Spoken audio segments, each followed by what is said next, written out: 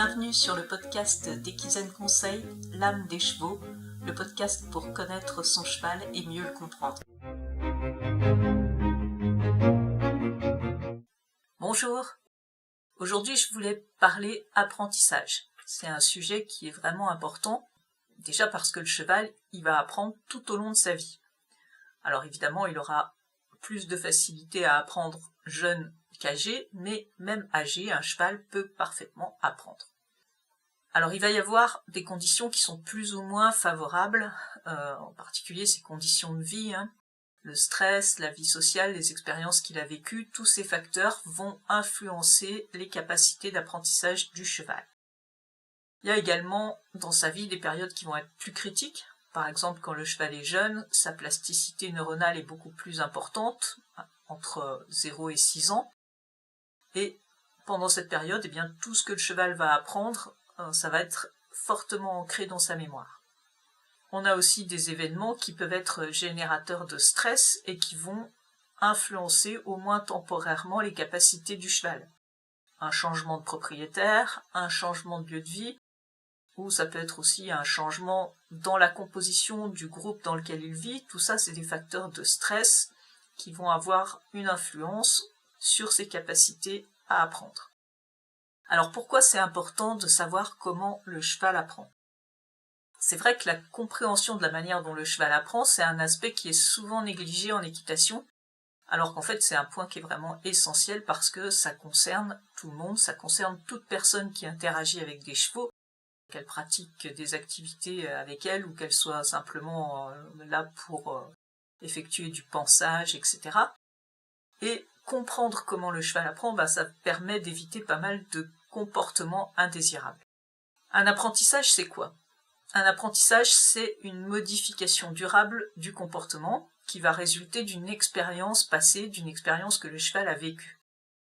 Donc si par exemple un cheval il est exposé à ce qu'on va appeler un stimulus qui est présent dans son environnement, eh bien face à ce stimulus, il va avoir une réaction. Et cette réaction, elle va avoir pour lui une conséquence. Si cette conséquence, c'est une amélioration de sa situation, eh bien le cheval, il va avoir tendance à reproduire cette réponse la prochaine fois qu'il va rencontrer ce même stimulus. En fait, il a appris que cette réponse qu'il avait donnée était la bonne, de son point de vue en tout cas, puisque la conséquence est positive pour lui. Donc son comportement, il est toujours modifié en fait dans un sens qui lui est favorable. Alors c'est important de comprendre ça parce que ça signifie qu'un cheval ne peut mémoriser durablement une réponse que si donner cette réponse, ça lui procure un avantage. Et ça, en équitation, c'est quelque chose qui parfois est un peu oublié. Alors il existe différents types d'apprentissage. Avec notre cheval, les principes qu'on va utiliser, c'est essentiellement ce qu'on appelle les apprentissages non associatifs, comme l'habituation, la sensibilisation, mais aussi les apprentissages associatifs, le conditionnement opérant, le conditionnement classique. On ne va pas rentrer dans les détails ici, mais il faut bien comprendre que si on ne connaît pas ces principes, et surtout si on ne sait pas les utiliser correctement, eh bien, c'est pas possible de communiquer d'une façon qui soit compréhensible par notre cheval. De cette incompréhension de la part du cheval va résulter du stress, ce qui va occasionner des défenses, de la fuite, et même parfois, à terme, de la résignation chez le cheval. Il comprend rien, donc il va répondre plus ou moins mollement à nos demandes, il va être complètement éteint. La méconnaissance de ces principes, ça a aussi une autre conséquence. Ça veut dire qu'à tout moment, on risque d'enseigner par hasard à notre cheval des comportements dont on ne veut pas. En fait, le cheval, lui, il apprend tout le temps. Il apprend dans toutes les situations auxquelles il est confronté. Donc, s'il se retrouve placé dans une situation qui provoque chez lui de l'inconfort, de la peur, il va chercher des solutions pour retrouver du confort, de la sécurité. Et si la solution qu'il va tester fonctionne, il va la répéter. C'est pourquoi si on ne sait pas comment aider notre cheval à trouver la bonne réponse, et quand je dis aider notre cheval, c'est certainement pas avec des méthodes coercitives, quand je parle de la bonne réponse, je parle de la réponse que nous on recherche, c'est probable, si on ne sait pas comment faire, c'est probable que la solution que le cheval va trouver, elle ne va pas nous convenir. Et ensuite, on va se plaindre que le cheval exprime des comportements indésirables, alors qu'on n'a même pas conscience que c'est nous qui les avons enseignés au cheval.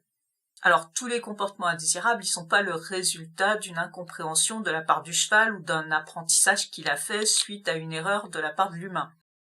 Mais, en fait, la méconnaissance des principes d'apprentissage et la méconnaissance de leur utilisation, ça ne peut faire qu'une chose, ça ne peut qu'entraîner des défenses, du stress, de la fuite et même de la résignation. Donc c'est vraiment important de comprendre en profondeur comment fonctionnent ces principes, comment fonctionne le cheval sur le plan cognitif, comment il comprend les choses, et également c'est extrêmement important d'être capable de mettre ces principes en application, parce que les comprendre c'est une chose, mais les utiliser au bon moment, de la bonne manière avec le cheval, ça nécessite un apprentissage de la part de l'humain. Voilà, on se retrouve dans 2 semaines pour un nouvel épisode. Si vous avez envie d'en savoir plus, n'hésitez pas à réserver un appel découverte qui est offert pour échanger avec moi au sujet de votre cheval, de son comportement, pour découvrir également les accompagnements que je propose. Vous trouverez le lien dans la description. À bientôt!